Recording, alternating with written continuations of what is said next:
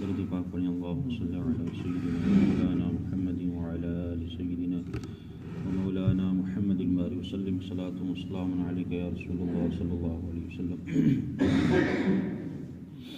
سورہ یونس کی چند آیات ہیں، ان کا ترجمہ و تفسیر ہے۔ بسم اللہ الرحمن الرحیم۔ وَلَوْ أَنَّ لِكُلِّ نَفْسٍ ظَلَمَتْ مَا فِي الْأَرْضِ لَأَفْتَدَتْ بِهِ وَأَسَرُّوا النَّدَامَةَ لَمَّا رَأَوُا الْعَذَابَ وَقُضِيَ بَيْنَهُم بِالْقِسْطِ وَهُمْ لَا يُظْلَمُونَ۔ رب ارشاد فرماتا ہے، اور اگر ہر ظالم جان زمین میں جو کچھ ہے سب کی مالک ہوتی ہے تو ضرور اپنی جان چھڑانے میں دیتی، اور دل چپکے چپکے پشیمان ہوئے جب عذاب دیکھا، اور ان میں انصاف سے فیصلہ کر دیا گیا اور ان پر ظلم نہ ہوگا۔ اس کی تفسیر یہ ہے کہ جو ظالم ہیں، مطلب کافر جو لوگ ہیں اور مشرک جو لوگ ہیں، وہ یہ سمجھتے ہیں کہ زمین میں ہم نے جو کچھ بھی قبضہ کیا وہ ہماری اپنی زمین ہے، مطلب وہ خود اس کے مالک سمجھتے ہیں، اور وہ یہ سمجھتے ہیں کہ جب کل قیامت کا دن ہوگا اور جب ہم سے حساب و کتاب ہوگا تو ہم جو ہے جس طریقے سے زمین کے اندر رہنے کے بعد ہم لوگ اپنے معاملات پیسوں کے ذریعے سے کرا لیتے ہیں، کسی کو کچھ دے کے کرا لیتے ہیں، تو یہی گمان ان کا یہ ہوگا کل قیامت کے دن ہم نے جو کچھ بھی زمین میں پیسہ کمایا ہوگا وہ پیسہ ہم اللہ کو دے کر کے ہم عذاب سے بچا لیں گے اپنے آپ کو، مطلب یہ ان کا گمان ہے۔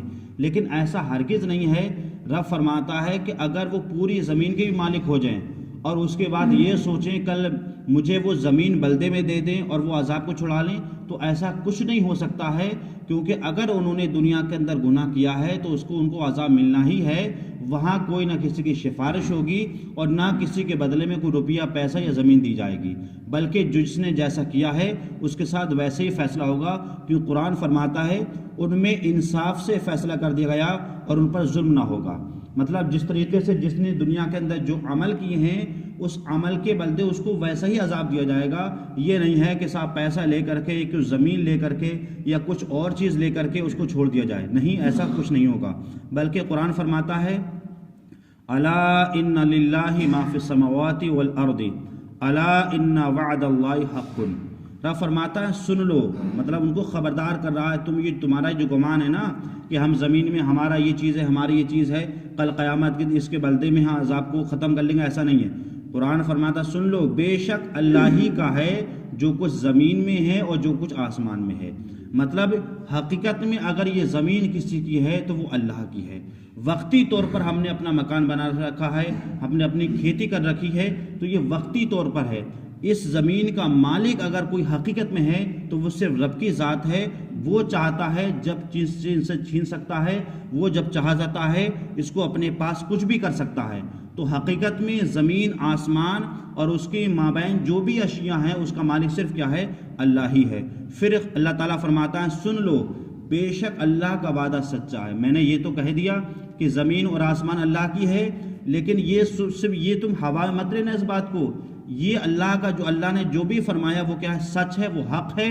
وَلَكِنَّ أَكْثَرُهُمْ لَا يَعْلَمُونَ، مگر اکثر لوگ اس کو جانتے نہیں ہیں، مطلب یہ سمجھ لیتے ہیں ہم نے اس پر قبضہ کر لیا تو وہ ہمیشہ ہماری ہو گئی، ایسا کچھ نہیں ہے۔ آپ کتنی مثالیں دیکھ رہے ہیں، کل جو زمینیں ہمارے دادا کی تھیں وہ چلے گئے چھوڑ کر کے، ان کے باپ کی آ گئیں، وہ چلے گئے چھوڑ کر ان کی اولادیں آ گئیں، وہ چلے جائیں گے، اس کے بعد ان کی اولادیں ہو جائیں گی۔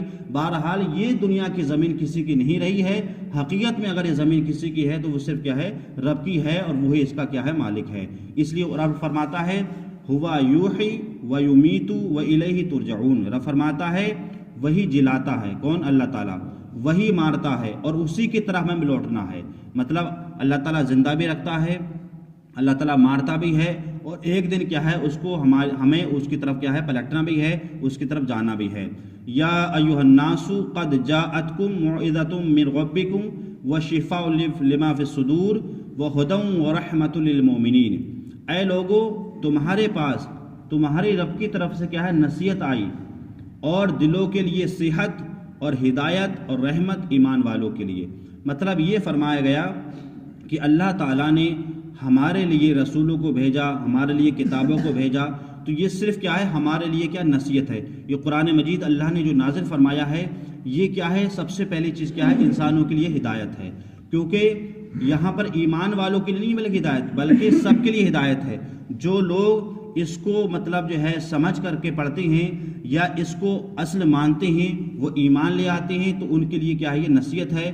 کیونکہ اللہ تعالیٰ نے قرآن مجید میں جو احکام نازل فرمائے وہ یہ ہیں کہ حلال کیا ہے، حرام کیا ہے، جائز کیا ہے، ناجائز کیا ہے، تو سارے جو اسلام کے قوانین اصول ہیں وہ اسی قرآن میں کیا موجود ہیں۔ تو ایک طرح سے یہ ہمارے لیے کیا نصیحت ہے۔